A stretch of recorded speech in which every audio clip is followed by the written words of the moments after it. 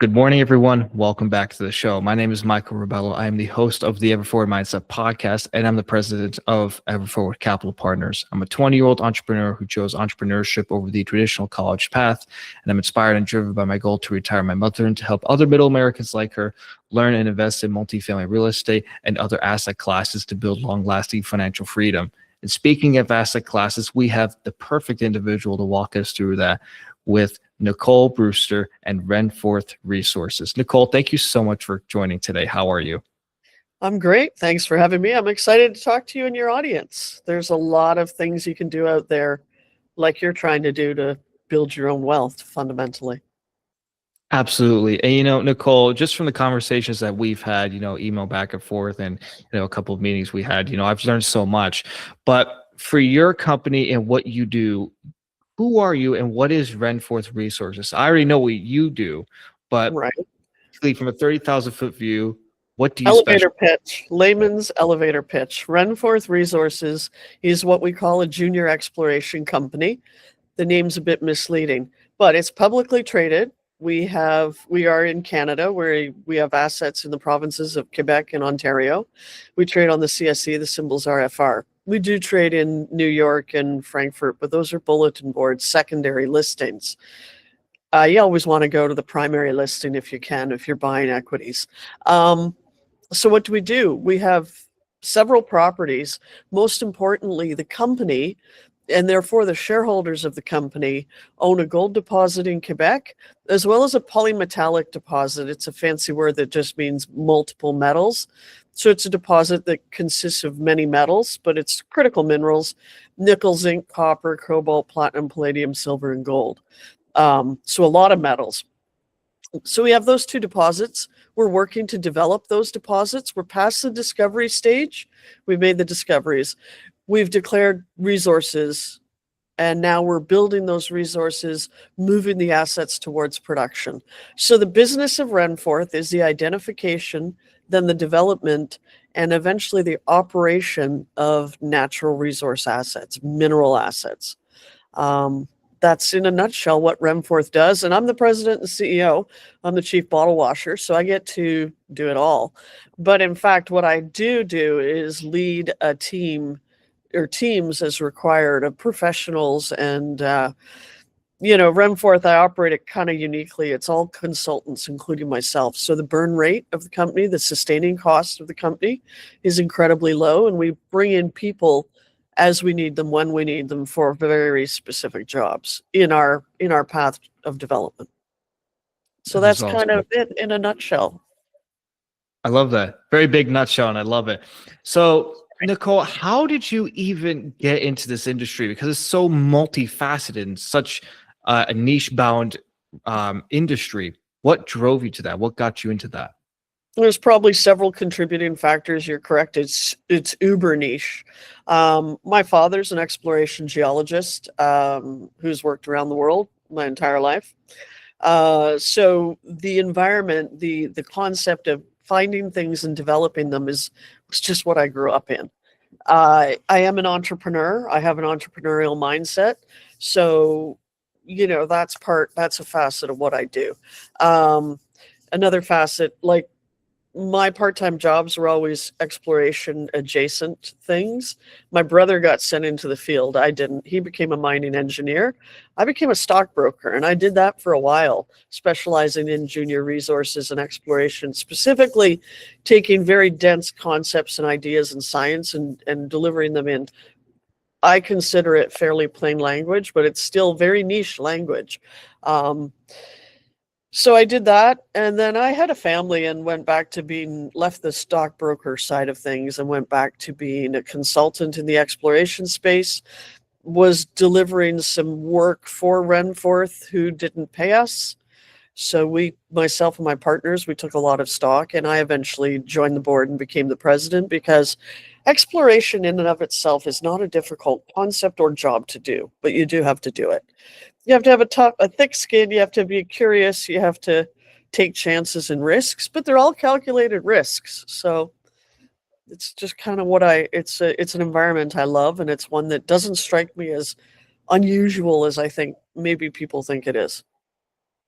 That's awesome. Thank you so much for sharing that. Now I have to ask, I'm I'm looking into getting into the gold, silver, oil, gas industry. Now, with oil and gas, it's obviously very different. You look for, different pockets, different deposits, and you go drilling for it. For your exploration, I just think that's like wicked cool. How does you and your company identify these deposits? How does exploration work on your company? Walk me through that. So exploration is following clues fundamentally.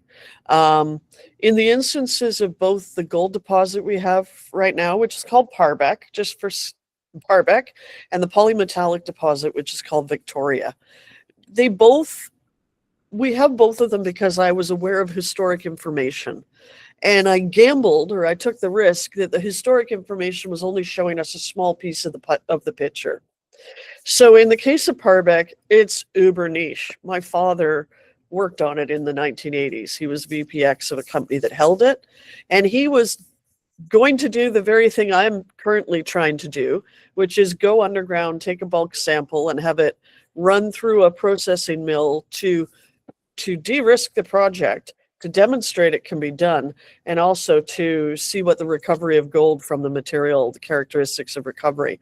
So my father held it until they were about to do a bulk sample to run it through a processing mine that company then had nearby in the 80s, so 45 years ago, 40 years ago.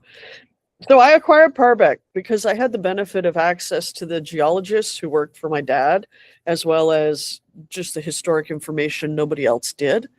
Um, so we declared the first resource because I had access to that geologist. We've drilled a fair bit. It's still very lightly drilled in the world of gold deposits, but it was just the gamble that they had only started the work and that there was more there, and we've been proven correct. In the case of Victoria, we held claims nearby for gold, and junior gold, like junior, which is what I am, went through a very recently, up until even late last summer, nobody particularly cared about small gold properties or deposits. The current change in the price of gold has, of course, changed that landscape. But I had the gold claims, and I was looking around to see what was nearby, and there were 3 areas to the south where historic exploration for gold on some geophysical targets. So geophysics, sidebar, remote sensing, magnetics, conductivity. It's remote sensing of data, and it's trying to look through the surface to see what are the structures and possibly the metallic contents of the bedrock below cover. All the exploration we're doing on this planet now is fundamentally undercover, meaning there's dirt over the rock. So we can't see what we're doing. So we use remote sensing like geophysics. So prior exploration, again in the 80s, had been looking for gold and had found low numbers of base metals. They walked away because we're in a very established gold camp beside the largest and most prolific gold structure in Canada. Parbec sits on that structure. Victoria is just to the southwest. So nobody cared. Why go looking for low-grade base metals when you're in gold country, like elephant gold country? So I staked all the claims, and I kept staking claims, and I put a giant property together. And in fact, not too recent, just very recently, I staked more claims on that property. But why did I do it? There was a geophysical anomaly that was very large that was joining 2 areas of historic exploration. And as the geologist pointed out to me, the fact that it was magnetic is not indicative of economic or commercial material. Many things are magnetic. Many things we care about, like gold, are not magnetic. So it was a gamble. And I took the gamble, and it turned out that what the magnetic signature is this 20-kilometer long mineralized body. Our resource is only over 2.5 kilometers from the road to the west within the center of the body. We have lots of work and work, we can still increase our resource strike. But the magnetics were the nickel, cobalt, platinum, palladium body. So it was a gamble. It was a calculated gamble. All that was at risk was the cost to stake the claims, and then the cost to go out in the field and actually look at the ground. And then it's one step after the other, sequential development from there. but it was a calculated risk and it paid off. We ended up staking Victoria, the sister structure to the north, other occurrences of the same metal on the property. And then there are other things happening on the property as well. But that's how we got it. So that's pure. It's probably what you would, it's not brownfield development or brownfield exploration, because that's a term you'll hear that means immediately around a mine. This is a greenfield. This is totally new. There was never a resource there. There was never any prior real work. They drilled a handful of holes and walked away, but nobody put it together. We did, but the initial step, that staking those claims, geologists wouldn't have done it necessarily, because the data, the little bits of exploration didn't extend past where the work was done. But I'm not a geologist, so I'm not constrained by how they're taught to think. So your strategy of avoiding a conventional education to pursue, your own development is one that, you do hear people talking about. School doesn't necessarily deliver what people are looking for. And there is a school of thought that really you just have to get out in the world and live a little bit and learn as you go. So, and then you end up with a 20-kilometer long mineralized structure. There you go. No, that was perfectly put. But you're right. It's one thing to be brought into it firsthand. It's one thing to actually do it, because you had the choice to go down that path or not, or to just go somewhere completely else. I wanted to, do entrepreneurship in a different subject, but then came real estate, and I was like, I'm going to capitalize on it, like you capitalized with your company, and the fact of what your father was doing and your family was doing, and then what the company was doing. You're like, let me just move forward with it. So that's awesome. Exactly. And I kind of want to dabble into this a little bit. So obviously, with the devaluation of the dollar, the collapse of the dollar is like probably one of the biggest talks right now in the financial industry. For Canada and I guess the United States a little bit, or just nationally in general, when you are doing exploration or drilling, have you seen that demand go up because gold has shot up? Silver has shot up like 36%. I don't know what the exact metrics are to this date, but of course, gold is like starting to scratch like 5,000. If not, it's probably already broke 5,000. But are you seeing more of a demand for drilling and exploration, or is it just on its own pace still? It's funny. The market's cyclical. So you explore when there's money available. So what I'm actually seeing right now, are the drill companies completely, engaged? And rig count in the oil world is a way that they gauge what's happening in the oil world. In the diamond drilling, which is what we do for Hard Rock, no, there's still capacity, because they email me telling me about them wanting to bid on projects. But there's no money in the system. You're seeing a whole lot of financings.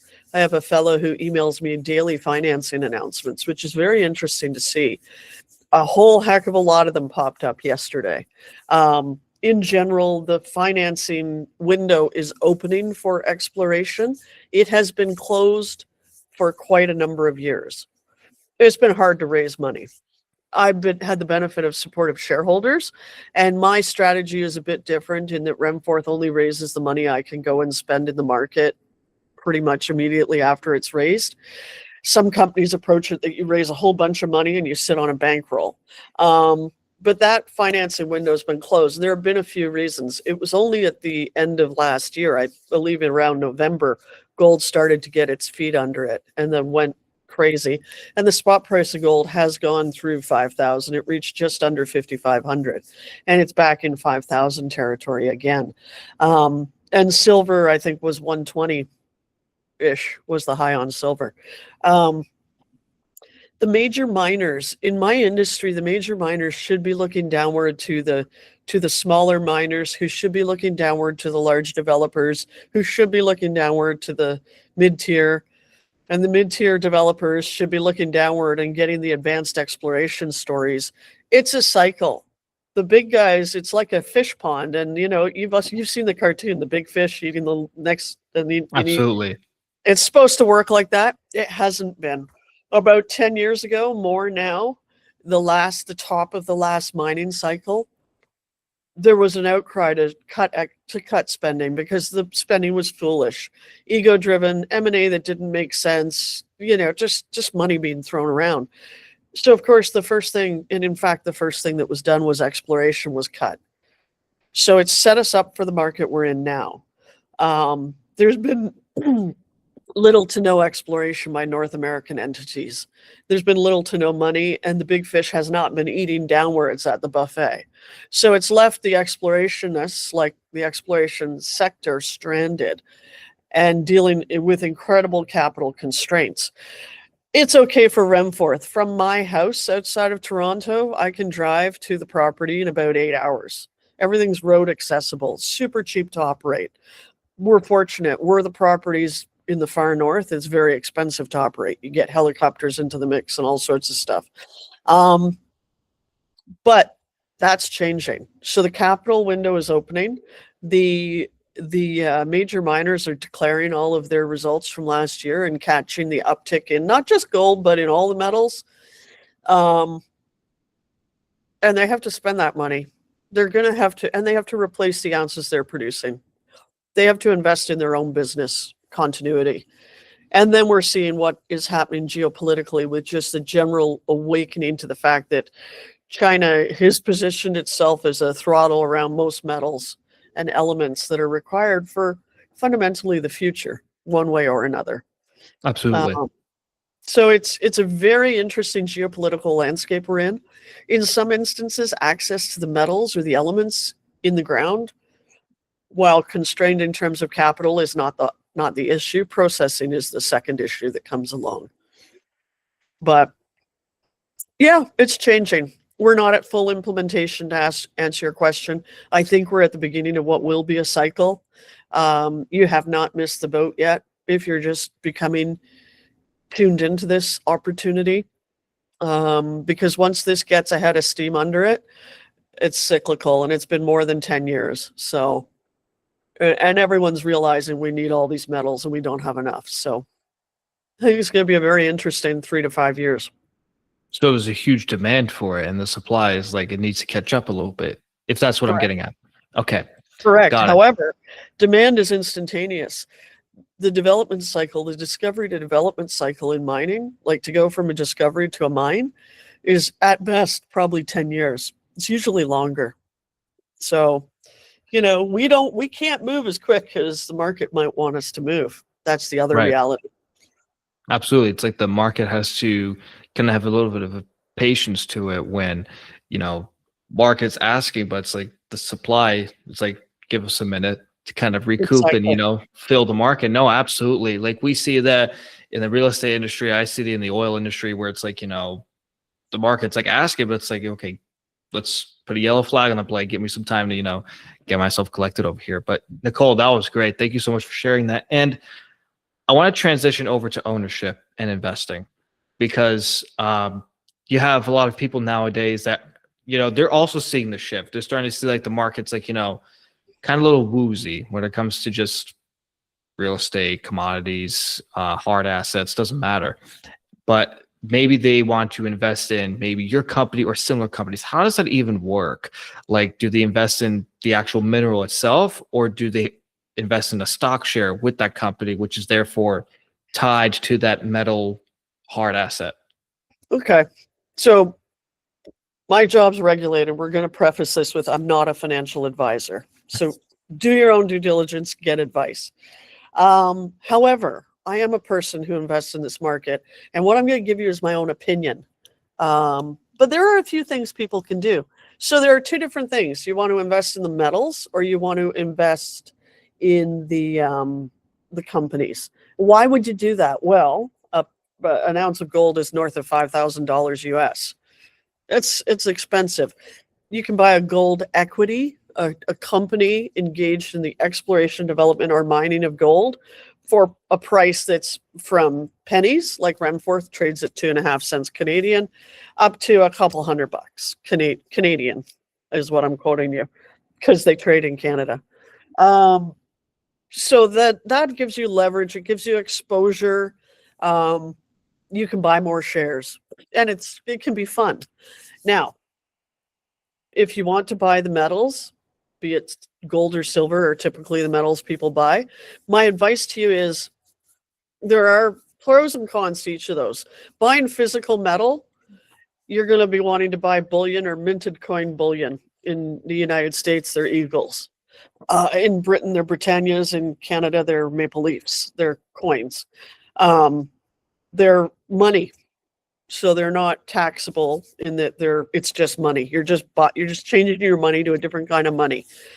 If you take physical delivery, when you sell it, they're going to pay less than the prevailing price. Just understand that.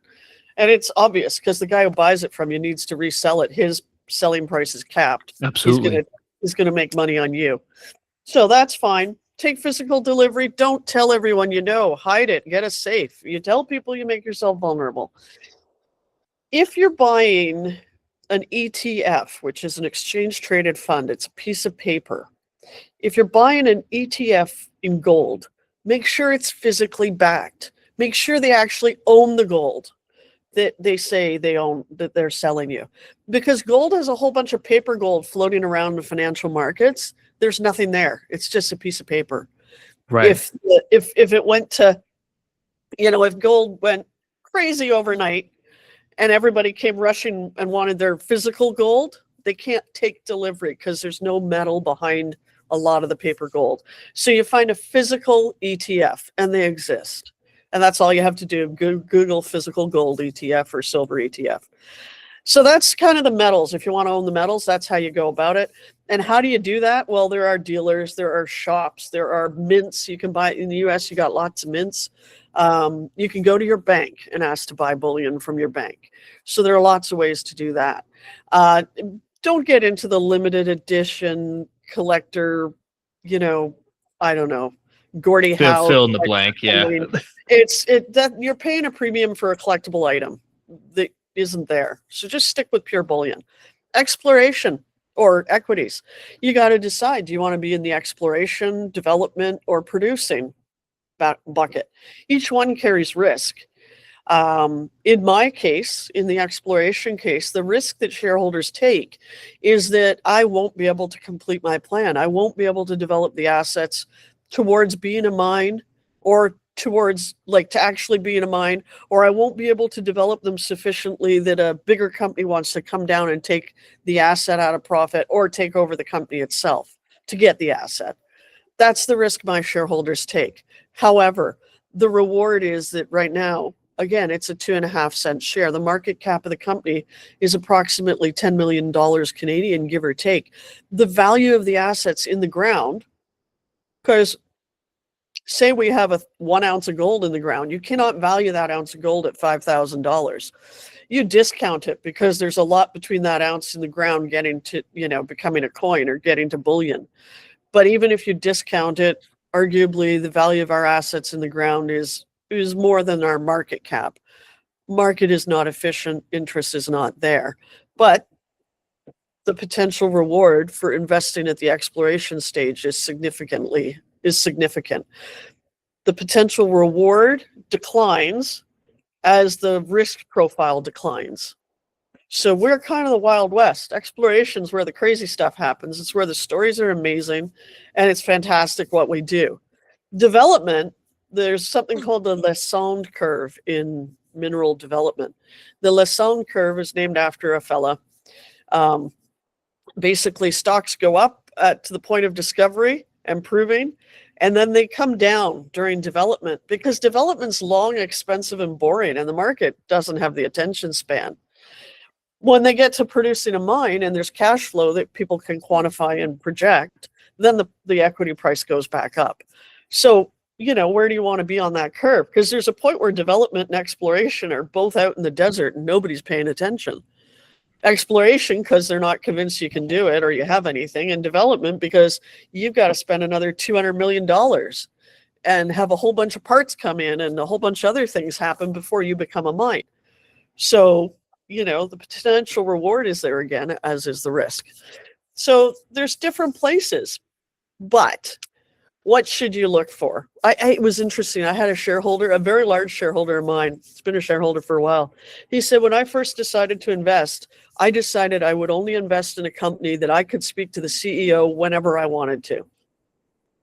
That's why he's my shareholder. Because Well, there you go. I reply to emails.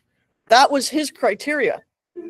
Right or wrong, it's his criteria. You got to have your own criteria. You know, Absolutely. I over communicate because I'm the largest shareholder in Renforth, the largest retail shareholder, and I want to know what's going on. Well, of course, that's silly. I know what's going on, but I figure people are like me and they want to know what's going on. They may only have invested $1,000, but that's $1,000 they had to go out and hustle their butts to get. That's an important Absolutely. $1,000. And they want to know that that $1,000 is being respected and put to good use. So I am an oversharer. Be warned. Go to renforthresources.com, join the newsletter. You want to hear what the oversharing. All it is me. It doesn't go anywhere else. Nobody else gets it. But every time I put out a press release, I put out an explanation of why did I put out the press release? What else is happening? What's interesting? So that's the way I run the company, good or bad. I'm the president. And every year the shareholders decide if I get to continue being the president. Nobody else has come along yet wanting to do the job. But, you know, you got to decide your criteria. Investing is a very personal thing. Now, some of the things to watch with equities.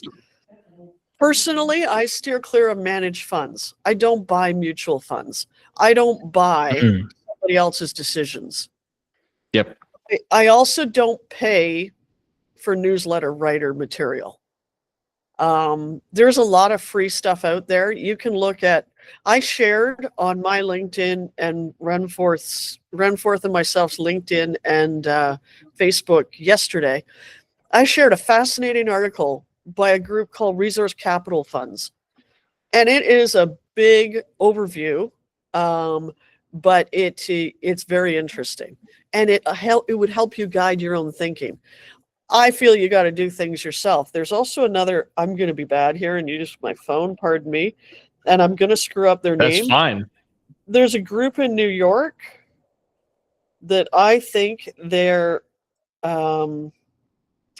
stuff is amazing as well. I'm going to screw this up, but it's Gehring and Rosenwach.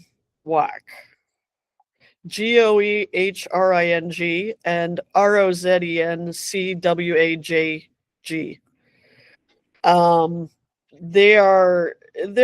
It's an investment company, but they put their analysis out in the world for free as well.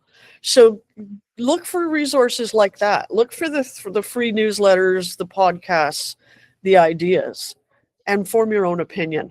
There's a fellow, Rick Rule, who will evaluate a portfolio for free if you email it to him. Now, Rick Rule. He's a lovely man. He has his approach, and that's his way of doing things, and that's fine. I recommend people to take everything you can get for free, think about it, and form your own opinion. Ask your buddy, your spouse, your parent, your kid. Ask someone who knows. Find someone you think might have an opinion you're interested in and talk to them. Because it's your money. You should know what you're doing. But managed products, like if you go into the bank and say, I want to own gold stocks, like my kid's RESP is in some managed, I don't know, America's Growth Fund or some damn thing that it's been there for years. I haven't looked at it. But when I finally sell it, I have to pay trailing fees. In addition to the management fees I've been paying all along. So to get out of the fund, you got to pay a commission. The fund is annually taking management fees out of what the fund makes. Like, you really got to know what you're investing in. And if you like that, right, fill your boots. I don't. Again, this is personally me. I invest in junior equities. But I'm perhaps normal, and that's okay. But it's a fantastic way to educate yourself. You know, get an online trading account through your bank or Robinhood. I forget who else is in the States. Wealth Simple. There's a few of the online accounts, right? Yeah, like Fidelity, Schwab, and different ones too. There's a few of them. And my own bank in Canada, I can get an online self-directed bank like trading account. Put mad money in that account. Do not put your mortgage payment, your rent payment, your car payment, your kids' like lunch money, whatever. Put money you can afford to lose, because you might. That's the reality. So in any level of the equity market, you can lose money. So you put the money in there and then educate yourself and make a decision and go in and buy some stocks. You can buy stocks in board lots of 100 shares or less. If you're getting into the very expensive stocks, you can buy 1 share. So just buy a couple stocks, go to their websites, talk to the company or get the information the company puts out there. Follow along and educate yourself. That's how you learn. You learn by starting, taking the opportunity. Everyone has the opportunity to participate in the capital markets. Very few people take it. And Absolutely. it can make you money. You have to be diligent. You can't fall in love. It's like playing poker. When you sit down at the table, you got to know when you're leaving the table, or when you're playing those slots, know when you're leaving the table. Right? Absolutely. Yeah. If I go to a slot, all I do is I play those ones that you pull the arm, and even then they're way too sophisticated for me now because they do all those crazy lines. But I've got $20 in my hand. When the $20 is gone, I'm leaving. Yep. If I make money, great. Maybe I'll just sit there because I'm watching the people around me and it's entertainment, or maybe I'll take the money and leave. But you have your goals set before you step into the market, same as you would any other thing. And just do Absolutely. it. There's tons of information out there. There's tons of history. The capital markets are a fascinating world, and they offer everybody the opportunity to better yourself financially.